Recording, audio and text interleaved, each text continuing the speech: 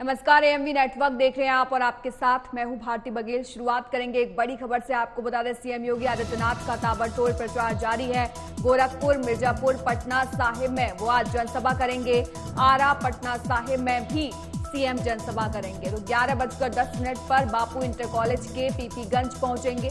1 बजे महाशक्ति inter college के बिहराड़ा में जाएंगे सीएम। और साथ ही साथ आपको बता दें कि 3:10 पर बिहार के पटना साहिब के फतुहा में जनसभा करेंगे। 4:30 पर वो आरा, बड़हरा और भोजपुर में भी जाएंगे। 6 बजे पाटलिपुत्र, पटना में सीएम करेंगे जनसभा।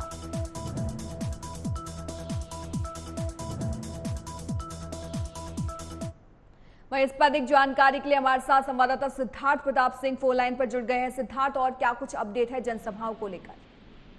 देखिए, बिल्कुल आज सीएम योगी आदित्यनाथ का जो कार्यक्रम है, गोरखपुर, मिर्जा, पटना साहिब में जनसभा करेंगे। आरा, पटना में भी जनसभा करेंगे। 11:10 पर बाबू इंटर कॉलेज के पीपीगंज पहुंचेंगे। 1 बजे महाशक्ति इंटरमीडिएट कॉलेज के बिहाड़ा में जनसभा करेंगे। 3:10 बिहार के पटना साहिब के फतुहा में जनसभा करेंगे। 4:30 बजे आरा, बड़हारा, भोजपुर में सीएम जनसभा करेंगे। 6 बजे पाटलिपुत्र, उसके बाद पटना में सीएम योगी जनसभा करेंगे। देखिए, आपको सीएम जी का उत्तर प्रदेश के साथ साथ बिहार में भी जनसभाएं लगी हैं और ताबड़तोड़ जनसभाएं करेंगे। आपको बता दें कि इसके पहले भी बिहार में कई जनसभाएं कर चुके हैं। इसके पहले जो चरण हुए थे उसमें भी बिहार में कई जनसभाएं सीएम संबोधित कर चुके हैं। लगातार सीएम जब भी जनसभाएं करते हैं, लगातार वो एक ही चीज बताते हैं, कानून व्यवस्था को लेकर बताते हैं कि उत्तर प्रदेश की कानून व्यवस्था में जो सुधार हुआ है। और एक चीज सबसे महत्वपूर्ण है, जब पीएम नरेंद्र मोदी भी जनसभाओं में आप देखेंगे, जब भी उनके भाषण वो हमेशा कहते हैं सिद्धार्थ, सवाल मेरा ये भी था कि सीएम योगी का ये दौरा पटना में कितना प्रभावी साबित होगा, क्योंकि उत्तर प्रदेश में उनको कानून व्यवस्था के लिए ही जाना जाता है।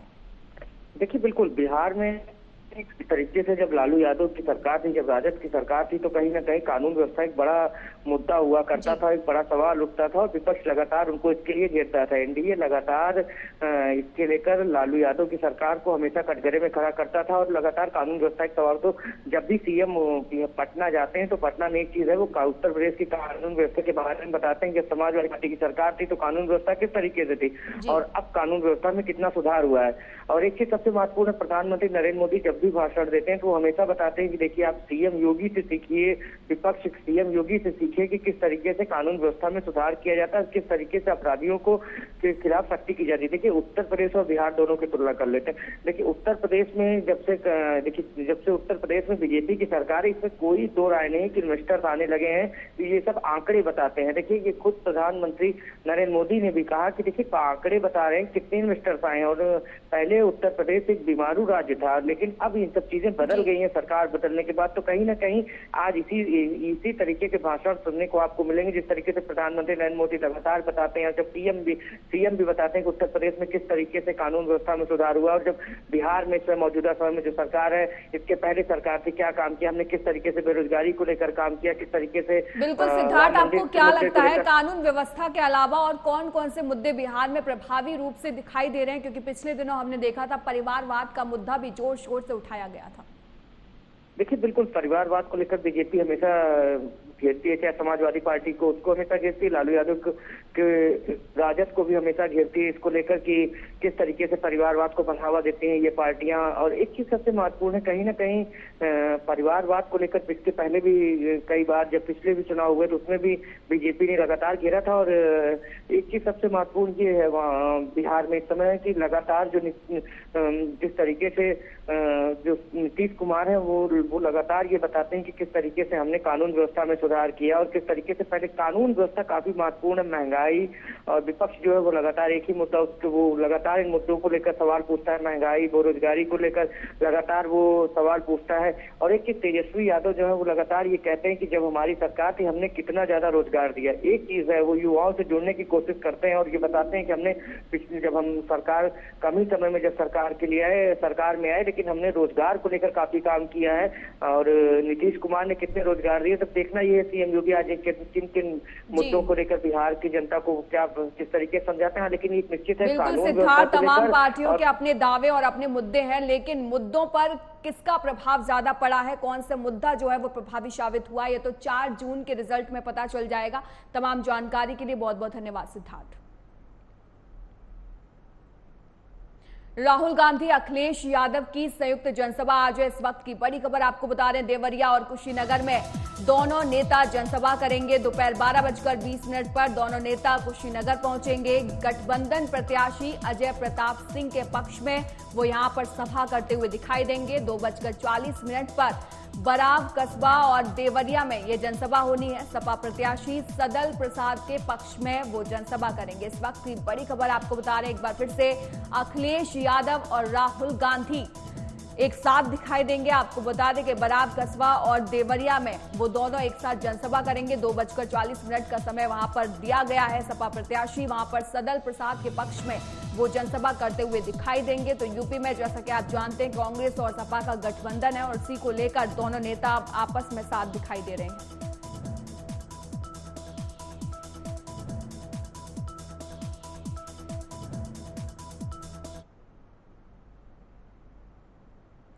वहीं इस पर अधिक जानकारी के लिए हमारे साथ ब्यूरो चीफ अक्षत दत्त जोशी जुड़ गए हैं। अक्षत, क्या कुछ अपडेट है? आप बिल्कुल भारती, देखिए अब 7वें चरण के लोकसभा चुनाव होने हैं, जिसको लेकर के तमाम जो राजनीतिक दल हैं वो अपनी कमर कस चुके हैं। अगर हम बात करें समाजवादी पार्टी और कांग्रेस जो इंडी गठबंधन है उसकी अगर हम बात करें तो आज वाराणसी में दोनों ही पार्टियों के जो नेता हैं, कांग्रेस के जो सांसद हैं राहुल गांधी और साथ ही समाजवादी पार्टी जो राष्ट्रीय अध्यक्ष अखिलेश यादव, दोनों आज वाराणसी में रैली करेंगे, जनसभा को संबोधित करेंगे और जो इंडी गठबंधन के जो प्रत्याशी हैं अजय राय, उनके समर्थन में वोटों की मांग करेंगे। तो देखिए अब जिस तरह से, क्योंकि लगातार अभी इससे पहले कल की बात करें अगर, तो कल भी लगातार बीजेपी के जो मुख्यमंत्री हैं योगी आदित्यनाथ, वो लगातार जनसभाएं कर रहे थे। आज भी उनकी जनसभाएं हैं कहीं। तो अब चूंकि उत्तर प्रदेश में आखिरी चरण 7वें चरण के चुनाव होने हैं, तो तमाम जो राजनीतिक दल हैं वो सब अपनी कमर कस के मैदान में उतर चुके हैं। बिल्कुल अक्षर, 7वें चरण पर ही मैं आने वाली थी। 7वें चरण में आपको क्या लगता है गठबंधन का यहाँ पर कितना प्रभाव दिखाई दे रहा है? अब देखिए, इससे पहले में प्रियंका गांधी और डिंपल यादव दोनों अपनी एक रैली कर चुकी हैं।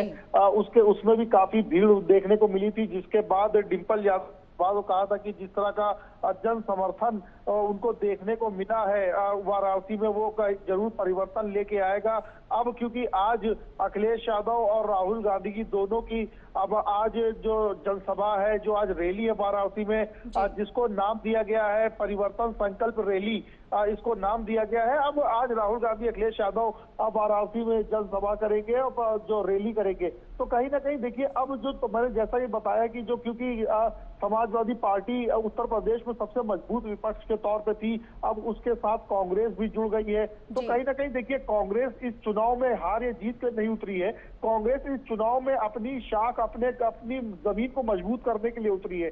शायद इसीलिए लगातार राहुल गांधी अखिलेश यादव के साथ मंच साझा कर रहे हैं। वहीं प्रियंका गांधी भी लगातार उत्तर प्रदेश में जनसभाएं और रैलियों को संबोधित कर रही हैं। लेकिन अब ये देखना जरूर रोचक होगा 4 तारीख को कि जो अब तक भी राहुल गांधी और अखिलेश यादव ने जनसभाएं की हैं, रैलियां की हैं, या प्रियंका गांधी ने डिंपल यादव के साथ जो जनसभाएं की हैं, वो कितनी कारगर साबित होंगी। भारती, अक्षत, सवाल ये भी है कि जातिगत समीकरण जो है वो कितना सही बैठ रहा है 7वें चरण की इन सीटों पर, क्योंकि जातिगत समीकरण जो है वो बहुत ज्यादा देखने को मिलता है खास तौर पर यूपी और बिहार में। और साथ में हम ये भी जानते हैं कि समाजवादी पार्टी जो है उसे पिछड़ा और दलित और मुस्लिम का जो वोट बैंक है वो उसकी तरफ जाता है। तो आपको क्या लगता है जातिगत समीकरण यहाँ पर कितना है और किसका इस पर प्रभाव पड़ने वाला है? बिल्कुल, देखिए उत्तर प्रदेश में जातिगत जो ध्रुवीकरण है ये काफी तेजी से घूमता है, क्योंकि जब भी चुनाव करीब आते हैं तो जाहिर सी बात है कि जातिगत वोट बैंक के आधार पर जो वोट पड़ते हैं उसको नकारा नहीं जा सकता है कि उनका परसेंटेज बहुत ज्यादा होता है। देखिए, अब हमको थोड़ा सा यहाँ समझना पड़ेगा कि समाजवादी पार्टी जो राजनीति है वो M और Y फैक्टर पे उनकी राजनीति चलती है, यानी मुस्लिम और यादव की राजनीति पे समाजवादी पार्टी जो पूरा वोट बैंक उनका घूमता है, जो ध्रुवी ध्रुवीकरण है वो उनका मुस्लिम और यादव वोट बैंक पे है। वहीं अगर हम कांग्रेस की बात करें तो कांग्रेस भी अब मुस्लिम वोटर्स के साथ साथ दलित वोटर्स की जो है बात करती है, राजनीति करती है। तो अब ऐसे में दो ही पार्टियों की जो एक सबसे मजबूत वोट बैंक है वो है मुस्लिम समुदाय। तो कहीं ना कहीं देखिए मुस्लिम समुदाय अब क्योंकि वो थोड़ा सा अब डिस्टर्बेंस मुस्लिम समुदाय में थोड़ा सा अब छिटकाव देखने को मिलेगा, क्योंकि अभी तक क्या था कि पल्लवी पटेल जो कि अपना दल एस सोनेलाल की पार्टी जो अध्यक्ष है, जिसमें उनकी मां अध्यक्ष है, तो उसमें अभी तक की पल्लवी पटेल सपा के टिकट पे ही सिंबल पे वो विधायक थी। लेकिन अब उन्होंने क्या किया, समाजवादी पार्टी का साथ छोड़ करके वो ओवैसी की पार्टी से उन्होंने गठबंधन कर दिया। तो अब कुछ सीटों पे पल्लवी पटेल और एआईएम चुनाव लड़ेगी।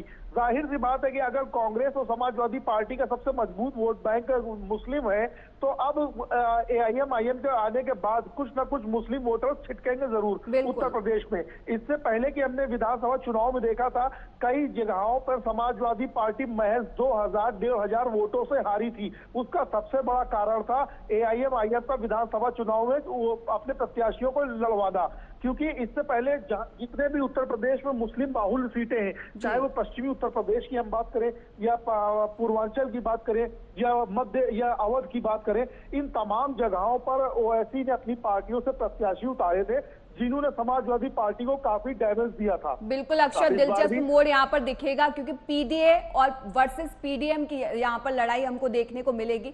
लेकिन आपने गठबंधन की बात की, गठबंधन की अगर मैं इस बार की बात करूं तो पिछली बार समाजवादी पार्टी और बसपा का गठबंधन था, लेकिन इस बार समाजवादी पार्टी और कांग्रेस का गठबंधन है।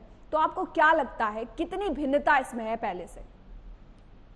देखिए इसको अगर हम देखें तो इसमें ये जाहिर सी बात है कि इससे पहले बीएसपी से सपा का गठबंधन था, क्योंकि बीएसपी के अपने खुद के कोर वोट बैंक है जिसमें दलित है, पिछड़े हैं, एससी एसटी हैं, तो काफी वोट बैंक बीएसपी के पास था जिनका वोट बैंक अच्छा खासा वोट जो है सपा में ट्रांसफर हुआ था।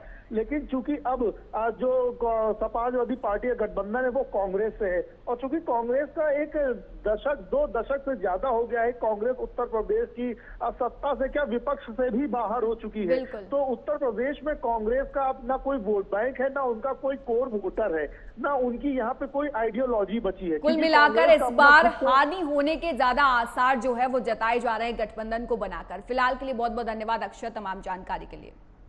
एक और बड़ी खबर आपको बता दें, केंद्रीय मंत्री स्मृति ईरानी का आज वाराणसी दौरा है। 7 बजे आवास कॉलोनी पांडेपुर वाराणसी पहुंचेंगी और जनसभा यहां पर आयोजित की गई है। आपको बता दें कि स्मृति ईरानी जो है वो एक प्रमुख चेहरा मानी जाती हैं और अमेठी से वो इस बार चुनाव लड़ रही हैं।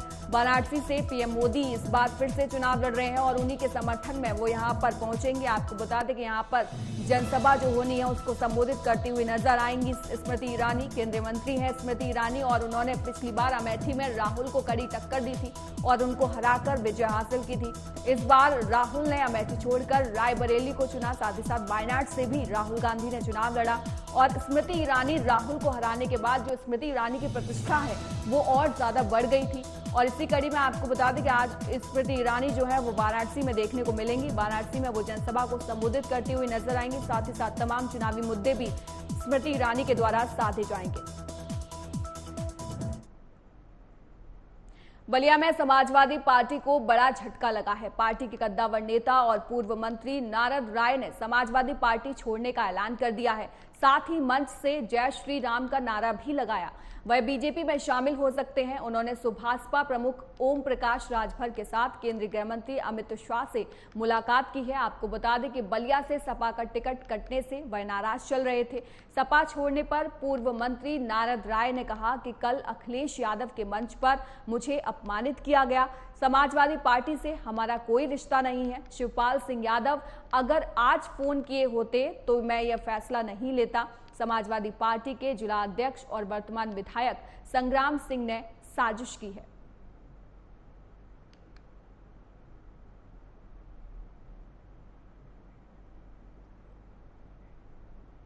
अमेठी में 2 लोगों के साथ दर्जनों नकाबपोश ने मारपीट कर दी। आपको बता दें कि दरअसल दोनों युवक आम के बगीचे की रखवाली कर रहे थे, तभी दर्जनों नकाबपोश घुस गए वहां पर और युवकों के साथ मारपीट करने लगे। मारपीट के दौरान युवक गंभीर रूप से घायल हो गए, जिनका इलाज गौरीगंज जिला अस्पताल में चल रहा है। सूचना पर पहुंची पुलिस मामले की जांच में जुट गई है। ये मामला गौरीगंज कोतवाली क्षेत्र के वार्ड नंबर 16 के नगरवा का है।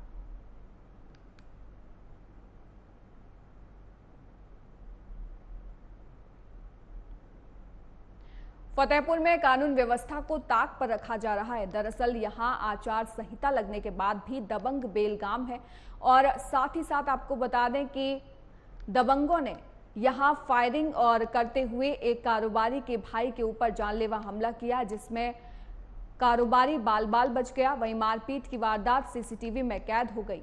साथ ही साथ आपको बता दें कि सीसीटीवी देखकर आप ये समझ सकते हैं कि किस तरीके से खुलेआम दबंग जो है वो पिस्टल दिखाते हुए यहाँ पर नजर आ रहा है। सूचना के बाद मौके पर पहुंची पुलिस ने पिस्टल, कारतूस और कार समेत 3 युवकों को वहां से दबोच लिया।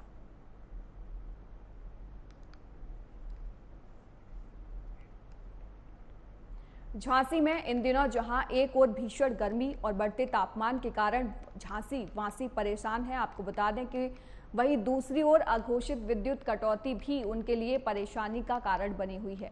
ज्यादा बिजली कटौती के बाद लोगों का गुस्सा फूट पड़ा है। गुस्साए लोगों ने मुन्नालाल पावर हाउस पर प्रदर्शन करते हुए घेराव किया।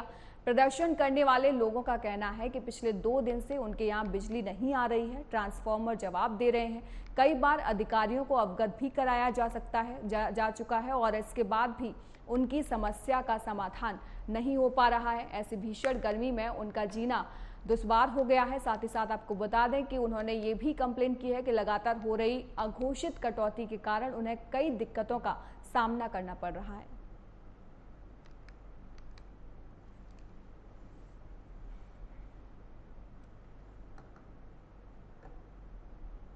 दिन से लाइट नहीं है, परसों रात में भी नहीं है, कल भी नहीं और आज सुबह से भी नहीं है। 2 बार इन्होंने ट्रांसफार्मर ठीक करवाया और दोनों बार फॉल्ट हो गया है। तक कि 33 केवी का जो जम्पर लगा हुआ है वो डायरेक्ट वो जो है उड़ जाता है। क्या कह रहे जी? और इन्होंने जी साहब ने ये बोला ट्रांसफार्मर खुलवा के उसको चेक किया जाए, जबकि ट्रांसफार्मर में हालांकि हम नहीं जानते। मैं भी BHL में काम कर चुका हूँ, मैं BHL एम्प्लॉय रह चुका हूँ, रिटायर हूँ इस समय। और ट्रांसफार्मर के अंदर कुछ नहीं रहता है, कॉइल रहती है और तेल रहता है। जब वो खोल रहे थे तो मैंने उनसे यही बोला कि आप लोग ट्रांसफार्मर खोलने से आपको क्या मिलेगा? कॉइल है उसके अंदर और ऑयल है। हाँ ये देखो ऑयल अगर है उसमें कम है तो आप ऑयल डलवाओ, जबकि उसका मीटर बाहर लगा हुआ रहता है, उसमें टेम्परेचर और दोनों चीज़ दिखाई देती है कि हाँ इसमें ऑयल कम है। और फॉर्मेलिटी करने के लिए उन्होंने पूरा ट्रांसफार्मर खुलवा दिया और दोबारा उसको बंद करवाया। इस तरह से जो है 4 घंटे बेकार करवाए। 4 घंटे बाद उन्होंने ये किया दोबारा फिर उसको चालू किया, फिर वही हुआ जंपर उड़ गया, क्योंकि कॉल एकदम बस्ट हो चुकी उसके अंदर की। बदबू लड़के खुद बोल रहे हैं, जो काम करने वाले हैं उन्होंने खुद बोला कि ये बदबू मार रहा है, ये ट्रांसफार्मर नहीं चल पाएगा। अब इसके बाद 1 घंटे बाद हमारे जेई साहब आए गए, उनसे हमारी वार्तालाप हुई है। उन्होंने हमें आश्वासन दिया है कि जो है दूसरा ट्रांसफार्मर ट्रॉली वाला रखवाया जा रहा है और आपकी समस्या का समाधान किया जा रहा है। ये उन्होंने जो है हमें आश्वासन दिया।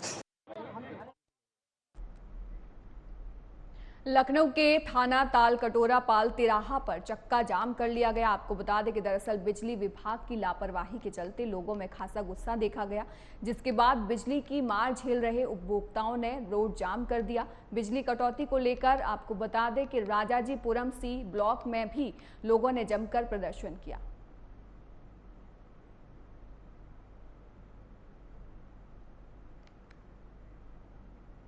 कानपुर के गोविंद नगर की कच्ची बस्ती में रविवार देर रात आवारा कुत्तों के झुंड ने घर के बाहर खेल रहे भाई बहन पर हमला कर दिया, जिससे 6 साल की बच्ची की जान चली गई और उसके भाई को गंभीर रूप से घायल कर दिया। आवारा कुत्तों ने सोते समय बच्ची के सिर से पैर तक नोच डाला। आपको बता दें कि उसके बाद 1.5 साल के बच्चे पर भी हमला बोल दिया। दोनों घायलों को अस्पताल में भर्ती कराया गया है, जहां बच्ची की मौत हो गई और वहीं 1.5 साल के बच्चे का इलाज जारी है। दिल को झकझोर देने वाली ये खबर कानपुर नगर निगम पर सवालिया निशान खड़ा करती है।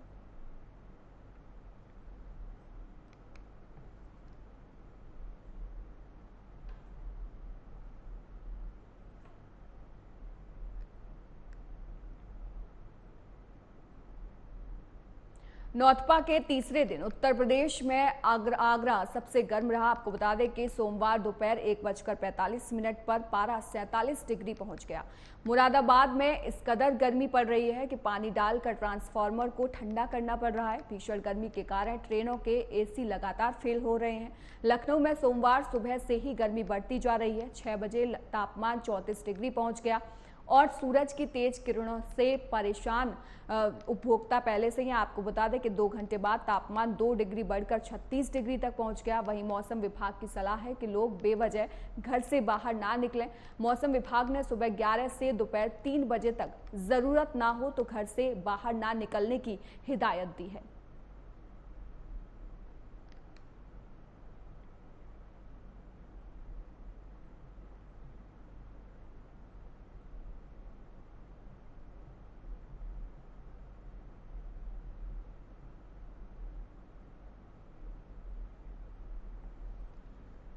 तो यूपी में भीषण गर्मी पड़ती जा रही है और इसको लेकर मौसम विभाग ने भी चेतावनी जारी कर दी है। मौसम विभाग ने साफ तौर पर कहा है कि सुबह 11 बजे से लेकर दोपहर 3 बजे तक घर से बाहर निकलने की जरूरत नहीं है। अगर कोई काम हो, कोई जरूरी काम है, तभी घर से बाहर निकले।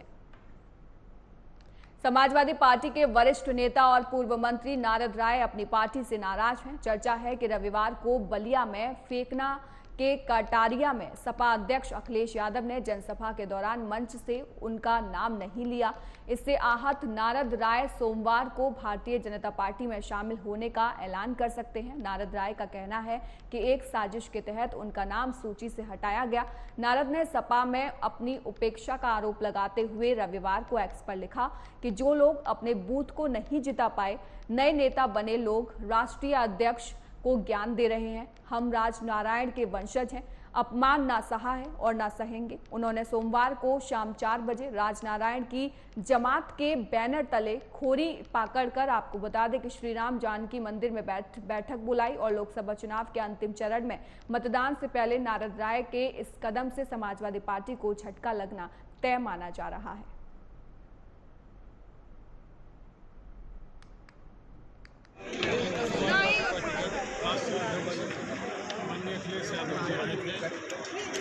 आप सबके सामने जो अपील किया,